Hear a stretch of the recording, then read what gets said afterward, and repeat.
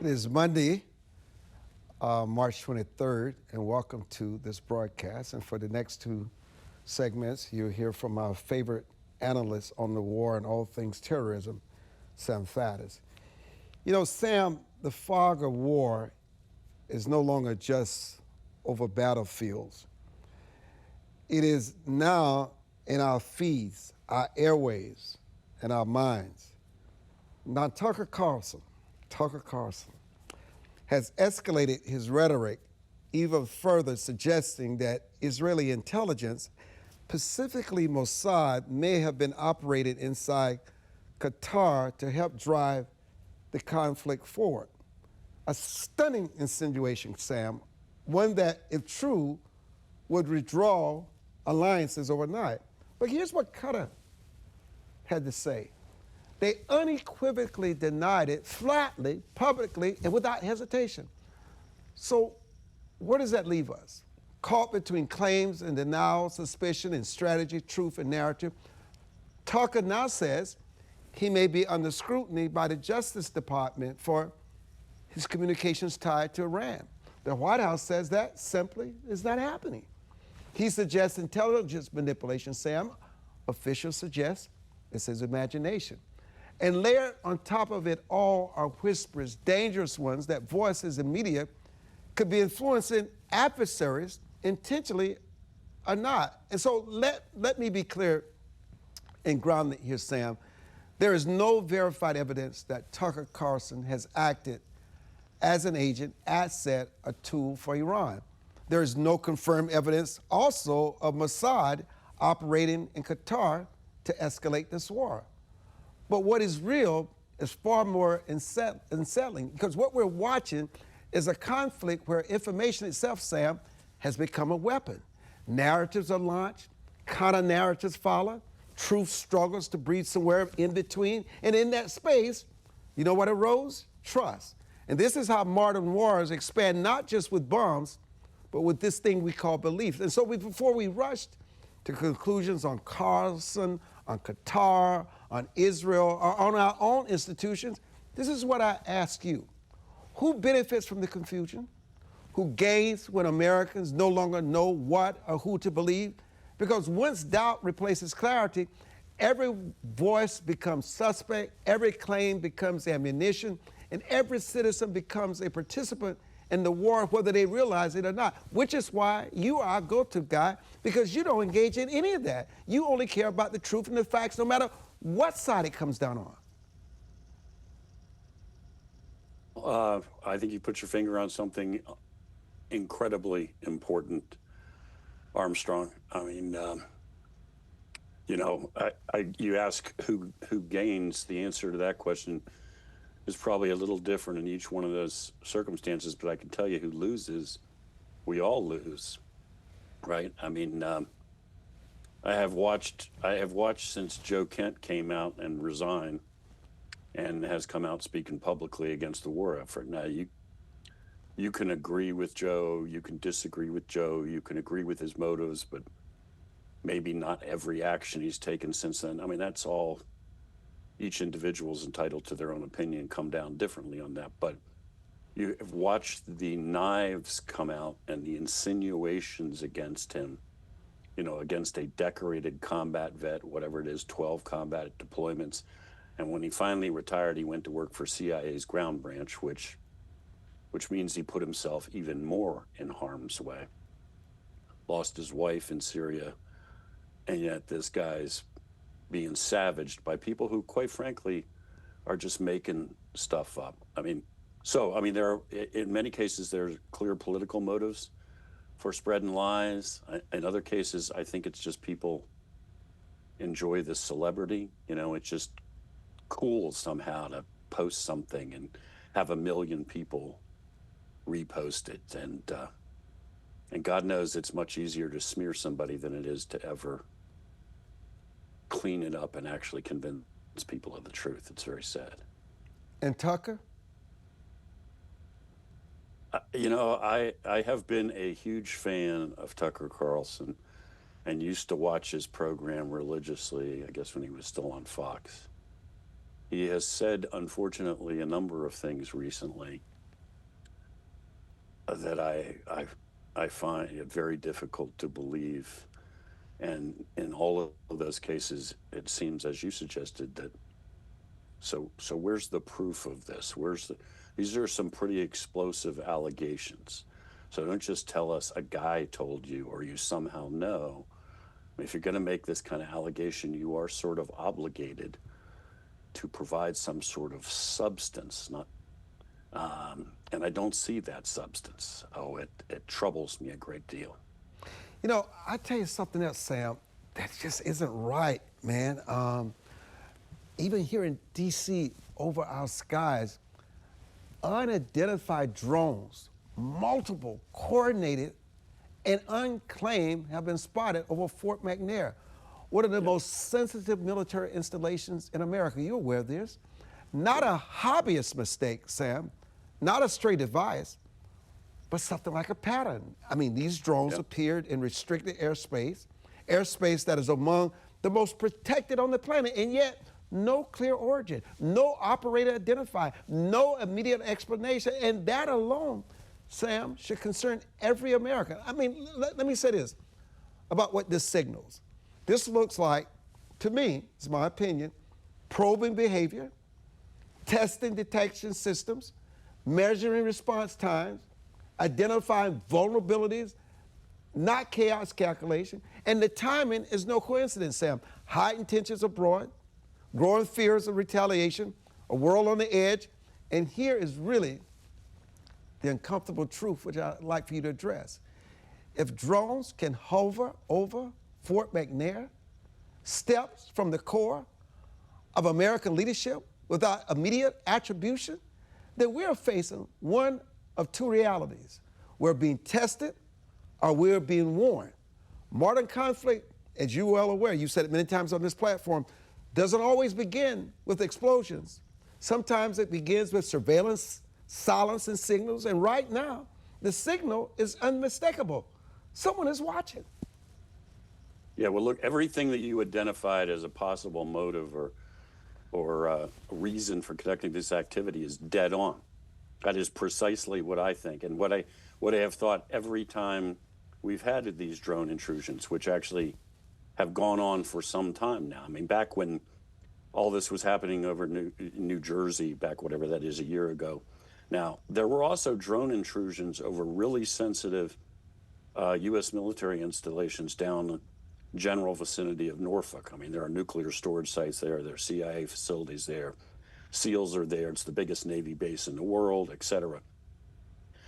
We dug into it at the End Magazine, my Substack. It became readily apparent very, very quickly that there were really strong indications that all of this was being conducted by Chinese nationals who had come into the country and then relatively quickly gone down and are now suddenly out in the middle of the night operating drones over really sensitive U.S. military installations. So you would think, and common sense would tell you, that every red flashing light in the intelligence apparatus should have gone on. Why now? What are they doing? And if they can do this, who the hell else can do it? And we got to change that really, really quickly, not just investigate this one case, but we got a big problem, guys, and we got to make sure nobody else can ever do this again. And yet here we are in the midst of what is now a shooting war with this drone activity. And once again, we seem to just be back, we're at ground zero again. We're back where we started from. Nothing has changed. It's incomprehensible to me. I mean, if you're flying a drone over Fort McNair, realistically, there's an operator on the ground somewhere relatively close, probably within a mile. And all of those signals are detectable. And we have the capability to detect those signals, pinpoint the operator, and be all over him in a heartbeat. And yet, obviously, we're not doing that. I mean, another indication we have a massive counterintelligence problem in this country.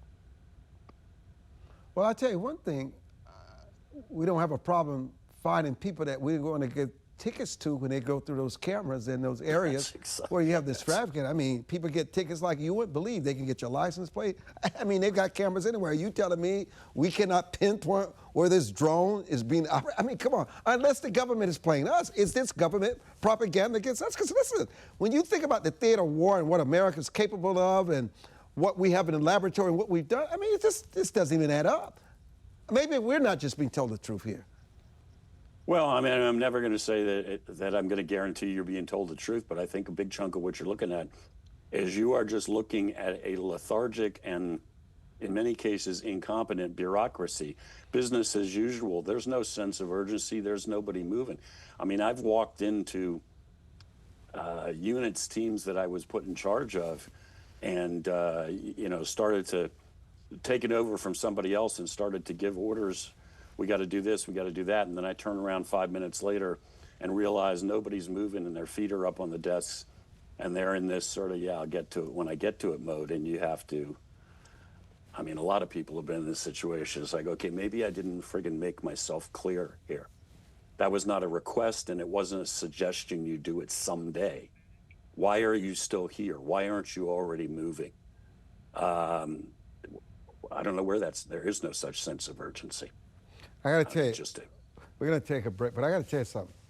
We should really be concerned about what we're witnessing, especially when you think about this drone over Fort McNair, because I tell you, and we're talking about multiple drones, Sam. When I heard about it, I thought it was a joke. I didn't even think it was real until it was confirmed. I said, this is not, it can't be the United States. This cannot happen. But then you think about what happened earlier with the Chinese drones going into Montana, these strategic spaces, you realize, man, we're not safe. We're vulnerable. And we'll be back.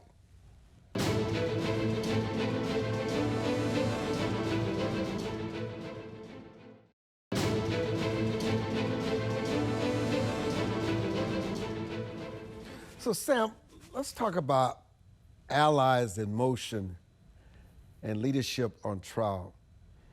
You know, as the United States moved to reopen the Strait of Hormuz, I mean, key allies like Japan, the United Kingdom, France, the Netherlands, Canada, and Germany and others are now joining the effort.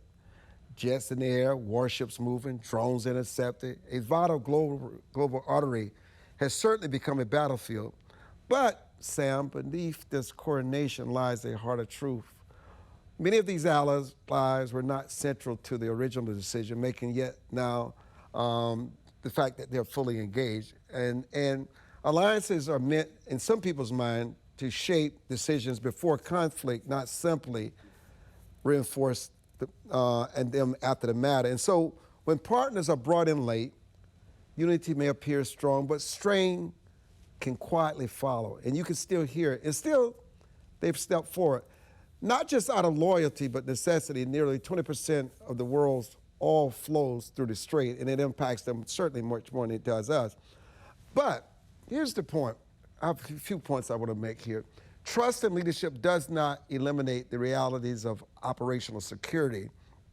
There are moments when broader consultation strengthens strategy, and there are moments when it risks compromising it. Let's be clear here. And in this case, premature disclosure, no matter how well intended, could have led to leaks, hesitation, or interference that jeopardizes both the mission and the lives behind it. And that's not a failure of alliance. It's an acknowledgement of stakes. So trust in its trust form isn't blind. It's understanding that timing, discretion, and judgment are part of responsible leadership. And then also, Trump chastising Netanyahu that they were not aware that he was going to take out the intel. But, you know, Israel's interest is not necessarily the administration's interest. I mean, while they want to decapitate and get rid of all the leaders, our interest is quite different. But I do know this, that the Gulf states are dependent on the United States quietly to bring this craziness to a stop because they're bearing the brunt of it. They're being annihilated. Their oil fields, their gas fields, their infrastructure. I mean, they're very vulnerable right now, and they need Trump to come to the rescue because they don't necessarily trust Netanyahu as well. Yep. Well, look, when it comes to the allies, I mean, you're right. If you want operational security, you can't run around talking to 30 different countries in advance and saying, we need you on board with what we're going to do in secret tomorrow morning because it isn't a secret anymore, right? I mean, in CIA, you function on the principle of compartmentation, even within the organization. You tell more than a couple of people, the secret is basically the cat's out of the bag. So, you know, that's clear. On the other hand, if you decide for those reasons you're not going to bring these allies in, then you really can't just assume after the fact that they will automatically line up. I mean, you can't have it both ways, I guess is what I'm saying.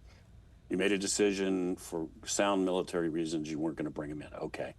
Now, once the thing started, you are going to have to take some time to go convince them to come on board. I mean, with all the allies, the Gulf states in particular right now, I think they have a serious question as to what we know. Do we know what we're doing, to be blunt? I mean, it seems like we started this thing and thought it was going to be over in a matter of days. It isn't. The ramifications are becoming greater every day. The Legorreta's just lost, close to 20% of their natural gas production capability, and it will take them, I think the estimates are 3 years and billions of dollars to rebuild that. And everybody else is looking at, we're going to get hit the same way. So I think they're looking to us and saying, okay, man, you started this and you appear to have had one plan. The regime did not go away. And this is getting uglier by the day. So what exactly are we doing now? What are you asking us to sign on for? And I don't think that's clear. I mean, the increasing buzz I hear is that sometime in the relatively near future, you're going to have U.S. forces on the ground inside Iran, at least on the coast. And that obviously troubles everybody. That's not looking like it's winding down. It looks like it's ramping up. You know, I want to return to the information war with you, because I think it's important that we talk about how much of this conflict is now being fought through information rather than traditional warfare, when claims like those ones we hear circulate about intelligence operations or media influence. How should the public responsibly process that in real time? And how do the people fighting this state of war, how much do they manipulate and look at this information? And sometimes this misinformation is the tipping point that leads us into a place of no return. It is a massive issue, and something that I talk with folks all the time about, not just in national security circles, but in Pennsylvania, in the political realm where I'm also very active. You know, it's great that we have all these mechanisms for distributing information and accessing information, but we got to figure out how to use it responsibly and not just use it to spread disinformation, and in this case, outright propaganda. I mean, you know, you can't just read something on Twitter from a guy that you don't know and never heard of, and who might in fact not actually even be a guy, might just be a bot run by whatever entity, whatever country, whatever organization. You can't just read that and then start announcing to everybody that this just happened and this is true. And you know, we have to somehow get to a point as a country where we're much more disciplined about this. I mean, you know, you don't.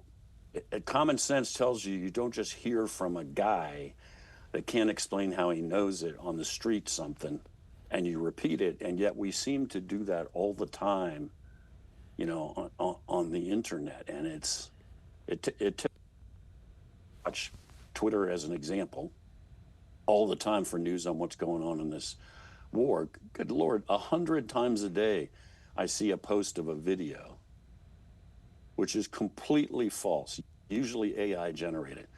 I was watching a video the other day of an American nuclear aircraft carrier, the Abraham Lincoln, burning and sinking in the Indian Ocean. The Abraham Lincoln hasn't been hit by any ordnance, is not burning, sinking, or any, has suffered no damage whatsoever, and yet that video was being spread all over the universe. Wow. Really terrifying. Man, I saw that. I did. I almost considered posting about it, but then I had my researchers look into it, Right. and they said Right. they could not prove that to be true, so I leave that alone. Oh my God. But you That's know, right. let me bring this up to you. Let Let me talk about an elephant in the room. There's something you just said that really struck me. You know, you have the President of the United States and the chairman of the FCC wanting to punish a challenge broadcast license because they want to tell you how to report the war, which is so dangerous and frightening. And so if you have a president that only wants his reality, which is not always the reality, in the press that he wants to control, how is he any different than the people we're talking about and their misinformation on these social media platforms? Well, look, there's the key point, right? I mean, we saw what the Biden administration, how extreme the Biden administration was in this regard, silencing people, pushing propaganda, labeling people, calling folks who oppose them domestic violent extremists, all of that nonsense. Not nonsense. Nonsense is too kind. Okay, the answer to that is not to behave like that ourselves, right? The answer to that has to be to do it the right way, to not spread disinformation and not shout people down and not silence people. I mean, we've said this before. Look, the founding fathers believed in this marketplace of ideas.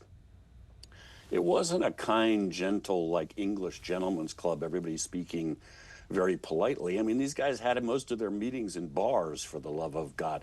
They were pretty vigorous individuals who would shout back and forth at each other, and they just had confidence that the truth will out, right? Let's have a free exchange of ideas, and in the end, the truth will out. Anybody on any side starts down this road to silencing people. That's like the most anti-democratic thing I can think of. You can't do that. From an intelligence perspective, how do professionals distinguish between signal and noise when narratives are moving this quickly? Yeah, well, it's really hard, right? I've said many times, my job as an intelligence officer was to determine the truth, to find the facts, and report them back to D.C., get them to the policymakers. Their job to decide what to do about it. My job to tell them what's really going on.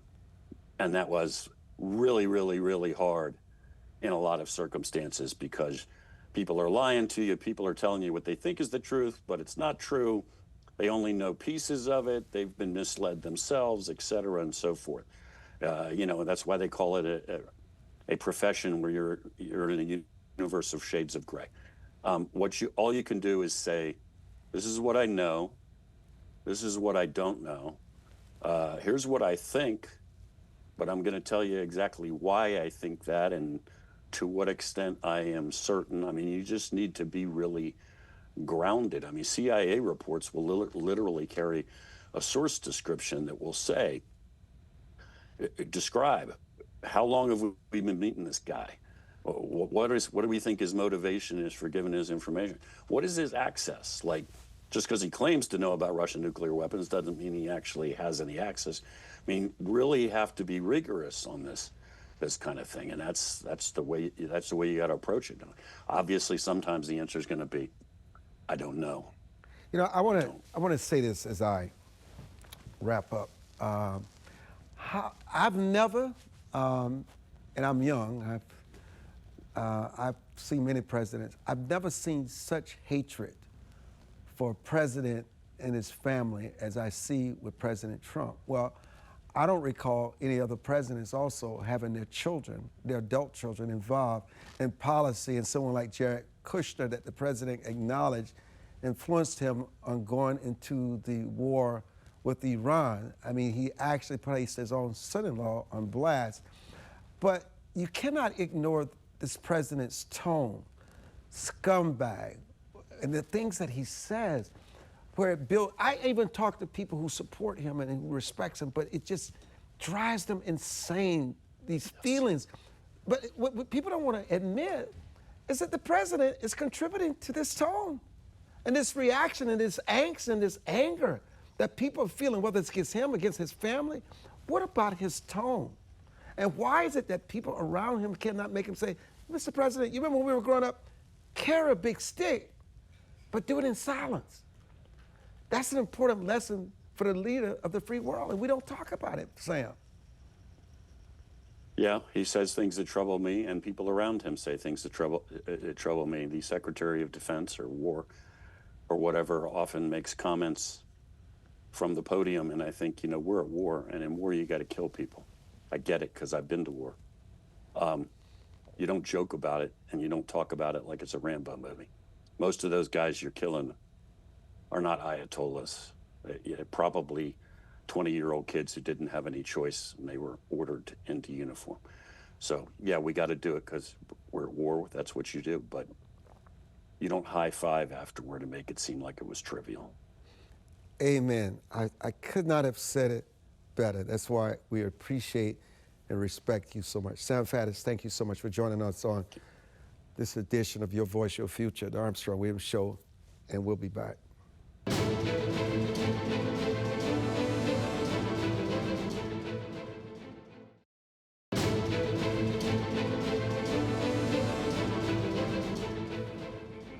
And welcome back to Your Voice, Your Future. You know, Willie, Jolley, is always wonderful having you on because you're always optimistic and you always find the best in everybody.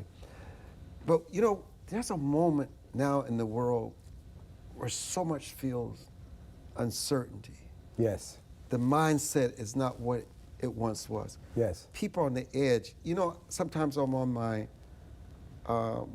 X, and it'll flip to a video, and every video is about somebody being beaten down, somebody cursing each other out, somebody stabbing each other. It's that I don't even see anything good anymore. And I ask myself, are we becoming this? Because if this is what people are seeing, and this is what they're digesting every time they look at a video, someone soon becomes that. If they didn't have the moral guardrails to navigate them. Now, you and I, because of the parenting we had, we can differentiate. We can't become that. But for someone who doesn't have that foundation, it's very dangerous. Very dangerous. Very, very influential. That's why we say influencers, that we're in a time where people are influenced, and the influence is not positive. It's not uplifting, and it's not encouraging. It's a dog-eat-dog, me versus you world. And so we got to change that. You just said some word, uncertainty. I was with my staff yesterday, and we were working on what we're talking to corporations and organizations about as I go out to speak. And one of the things we said was uncertainty is not good for business. It's not good for morale. Look at the stock market. Look at it. Okay. Uncertainty is not good, and so employees are fearful. And what we want to do is encourage people to give them more certainty. So one of the things I talk about is, in my book, A Setback, Set Up for a Comeback, is that you're going to have times when things are uncertain, but that's when your faith must come in. And I love the fact that you talked about faith often in your programs, and your faith must come in, and then your optimism must come in. But you know, I got to tell you this. People on the edge, it takes so much. It doesn't take much anymore for something to become a powder keg and explosive. You know, I'm going to reveal something. So every morning, either if I'm running, I'm working out, from around 4:30 a.m. to about almost 5 minutes to 7, because I have to go on the prayer line, I'm on the line with my family. And this week, we've been talking about Donald Trump. The conversation became so toxic and explosive in my own family. I've never seen emotions like this before. And I found myself getting caught up in it. This is the thing. As much as I think I know, I was drawn into it. It was so bad. I'm not going to get into the details of it. So here's what I had to do the next morning. I had to call them individually. Is what I had to do. Not together. Because I see myself as the head of the household. That's how I see myself. So when I called my sister, the first thing she did was going back to the same conversation. And I said, I went to another topic. Total different topic about the kids. What do you think about Nancy Guthrie? Because you always had great insights on that. We've not talked about that because it's no longer in the headlines. And all of a sudden she said, you know, you're so right. we all can destroy ourselves if we don't realize in these conversations. And it can lead to violence. That's right. Yeah, let me just tell you. That's and right. this is why I'm using myself as an example. As close as I am with my family, that situation was so explosive. But then I got away from it and I thought about it and I prayed and I asked the Lord, give me wisdom. And the Lord just put on my heart, there's just some things you shouldn't talk about. Right. And so, and once I talked to each other, each individually, then we got back on the phone together, and that situation was up. You put something very important about the importance of where y'all came from.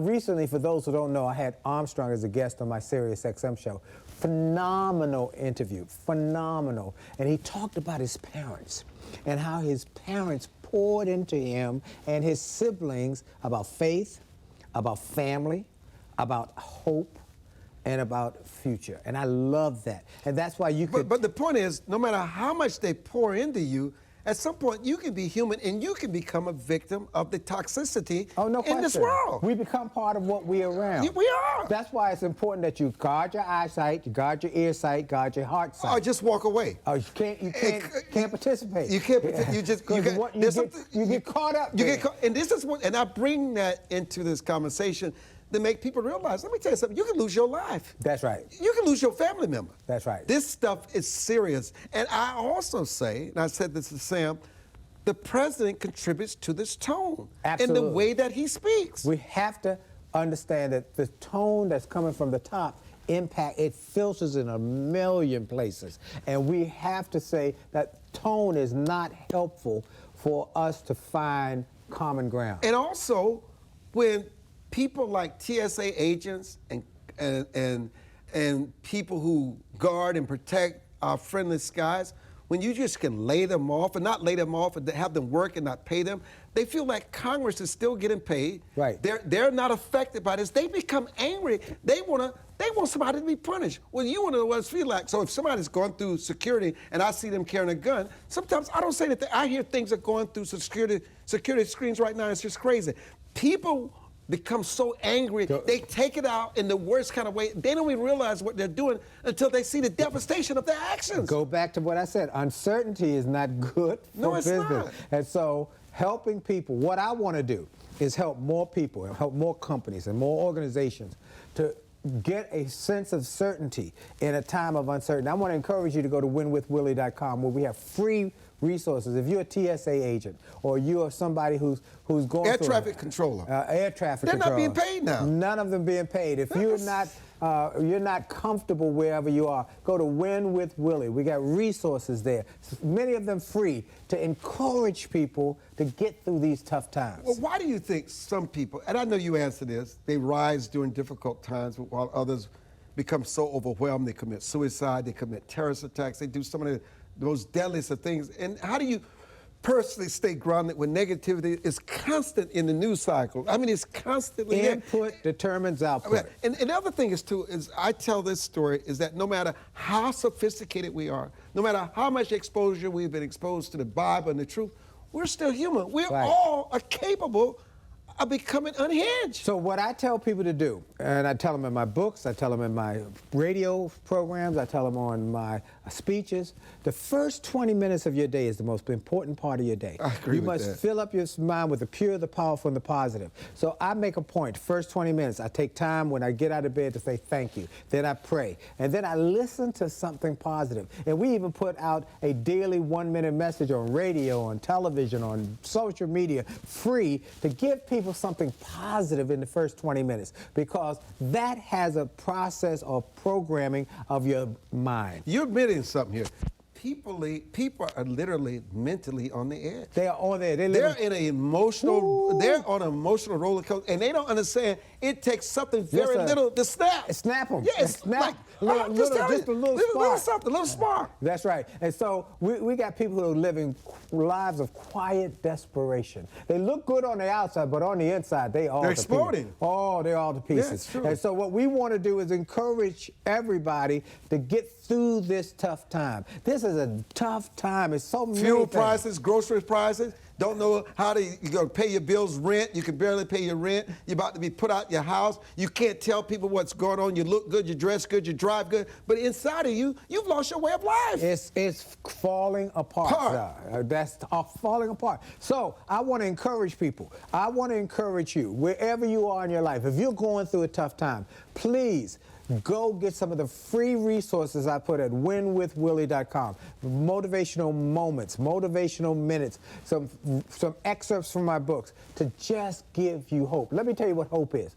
Hope in the future gives you power in the present. Let me say that again. Some hope in the future of something out there gives you the power to sustain and maintain in the present. And that's what we want to help people One do. of the things we want to talk about before we bring on Maha is that, a lot of us pray. Yep. We believe in God. Yep. We read the Bible. Yep. But sometimes what we forget is that you got to live those things. You got to become those things. That's right. You got to struggle to be those things and making sacrifices, restraining yourself. Even when somebody angers you, you have to be slow to anger. You have to bite your tongue, even if you know you're right. Sometimes it's easier for us to go through the rituals than live it in our own lives. You got in the book of Proverbs, which is the book of wisdom. I read a proverb every morning. I read one for that day. So whatever the day is, the day of the 10th, I read the 10th proverb, 12th, and they're proverb for every day of the month. Read one. Start your day with the pure, the powerful, the positive. Read something to give you a centering. It makes a difference. Why is this so important? Well, if you woke up in the morning and it was cold and rainy and clammy and dreary, what does your body want to do? It wants to stay in bed. But if you woke up and heard something positive, like this one is one of my most popular. Every morning in Africa, a gazelle wakes up and knows it must run faster than the fastest lion or it will be killed and eaten. Also every morning in Africa, a lion wakes up and knows it must outrun the slowest gazelle or it will starve to death. It does not matter whether you're a lion or a gazelle. When the sun comes up, you better be running. This is the day the Lord has made. Let us rejoice and be glad in it. Something positive in the morning will lift your spirits and give you hope for the future. Setback is set up for a comeback. We're having some setbacks, but I am an optimist and that the best is yet to come. Yep. But we're going to come back. You're going to stay with us with our Maha guest because you're going to be fascinated about this new discovery about cancer and vaccines, which is just really overwhelming. Wow. One of the things I want to really make sure that we address before we say goodbye to you today, not everybody is wrapped in the faith. No. Not everybody's wrapped in the God. Everybody's not they don't wrapped believe tight. what we and what do we say to them? We're gonna come back. We'll come back to that because I've got some strategies. We'll come back. Don't go away, and hopefully we'll have our guests to talk for Maha as our usual Maha segment. Your voice, your future.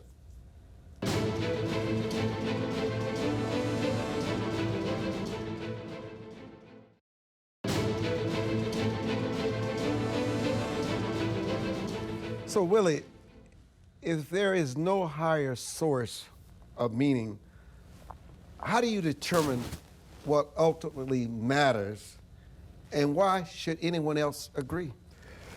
I was in a gym one day, and a gentleman, and I said, good morning, and he said, good morning, and I said, he said, how are you doing? I said, I'm grateful that I woke up this morning. He said, oh, you must be one of those people who are Christians. I said, yeah, I am. He said, so I'm gonna ask you a question. What would happen if you didn't wake up this morning? My response was, I'd still be grateful, because I'd have a different reason to be grateful. He said, what do you mean? I said, I would be good either way. If I woke up this morning, I'm good. If I didn't wake up, I know where I'm going. And he stood and looked at me, and then he went away. And about half hour he left, he found me in the gym on the bicycle. He came over to me and said, sir, I just want to tell you, I envy you. I envy you because I can't sleep some nights because I'm scared I'm gonna die. And you just told me you good either way. So do you believe purpose, Willie, is discovered or is it created? And if purpose is created, what anchors it from collapsing under pressure or circumstance? Well, I believe purpose, that's a great question, and I believe purpose is embedded in you. It's there. Unfortunately, most people can't find it. They don't know where it is. There's an old mythology that says when the world, for those who are in mythology, when the world was created, they said, well, let's find out where we make purpose for the person, because that's the key to their success. Well, let's not make it too easy, or they won't respect it and appreciate it. Let's put it on the highest mountain. No, they'll find it there. Let's put it at the bottom of the deepest sea. No, they'll get down there somehow. Where should we put it? Put it inside of them. They'll never look there. And so I believe that everybody has a purpose. The key is when you find your purpose and you act on it. You said earlier, it's one thing to have faith, it's a second thing to engage in it. The book of James says faith without works is dead. And so you must have not only faith, but you must act on your faith. And that faith often is built in and around your purpose. So let me stop here. So in moments of suffering, and people suffer. Yes. And obviously this person is suffering if he's just obsessed with death. Right. So in these moments of suffering, what gives you life, what gives you your life that endures you beyond that, what could be a temporary, a long-lasting relief? You know, what gives me life is a comfort and a confidence. And I had this conversation with my son the other day. My son is an attorney, and he recently lost his job, and it's been tough in the job market. And I said, son, let me tell you something I learned about life, is that when you are confident in your efforts going to have good impact, then you keep working, and that's where your purpose, your overwhelming, burning desire, what is it that's burning inside of you want to achieve? And I said one more thing, that every great achievement is preceded by some wilderness. But I also think that people ask this question. If morality is purely human-made, what makes something right or wrong, Willie, rather than just socially agreed upon? Oh, something, your social principle. Yeah. And I believe that morality, and that's a great question, by the way, and what makes it right or wrong, rather than just a social construct, is the value base that we're raised in, that we are Americans. I love America. When I travel giving speeches around the world, I tell people I am American. I love America. And I'm pro-God, pro-family, pro-American, and pro-free enterprise. So then why should anyone in their mind, if they don't believe what you and I believe, why should they sacrifice for others if there's no higher accountability or ultimate justice? Well, I'm finishing my new book, and it's called The New Theology of Achievement. And in that book, I said that there was an article in the Washington Post that said that the atheists today do many of the things that Christians do. They meet on Sundays, they have a experience, and some of them even pray before they eat. Why? Because it creates community. They saw something in our lifestyle, our culture, that they said is good for their families, for their relationships. And so what I'm saying to people is there are values. We are a value-based country, or we should be, that is built on a value. And so when you have a value and you're consistent, the great organizations are always led by values. You know, they're always led by values. So do you believe that some actions are objectively evil or just unpopular? I believe that some actions, I won't say objectively, I say subjectively, that they will be subjectively evil because what you said earlier, that they said, this is how we're feeling about the way we see it. But that is why we have to have clear values, and the values that we teach to our children. And we have to continue to teach to our children. I teach to my children, here are the values we stand on. We're not going to be swayed by popular culture to change these values. This is what we believe, this is where we stand, and we're going to love people even though they don't agree with us. That's one more thing. I don't have to agree with somebody to love them. Okay, I have to love them. The Bible says that our faith is built on two prongs: love God and love people. I don't have to always agree with it, but I got to love God and love people. You believe that the world is in chaos. Oh yeah, oh yeah, oh the world is in chaos, and it's So I have a question for you. Sure. What prevents a world that's in transient chaos without values? What prevents it from drifting towards chaos when power, not principle, is often the deciding force? That's where I come in. That's why God had called me to this office that I'm in, to speak to people, to encourage people, to give them a bigger vision of themselves. Because if you don't have a voice that's calling out, then people will start to go every which way. But if you've got a voice, and you know, God says, who shall go? Send me. I often say to him, God, send me. Take me to places. So he's taken me from me just speaking to kids, then to corporations, and then to major companies around the world, then to radio, and then to books, and then to television, to say, share your voice, encourage people. And that's what I've been called to do. So you don't believe truth is relative, do you? No, I don't think. Okay. I don't think you got alternative truths. But some people believe that truth is relative. And if you do believe, like many people believe, that truth is relative, Willie, how do we sort of resolve conflict when you have two opposing views, both claiming validity? I believe in principles. If you throw a rock up 100 times, it's going to come down 100 times because of a principle called gravity. Principles are consistent.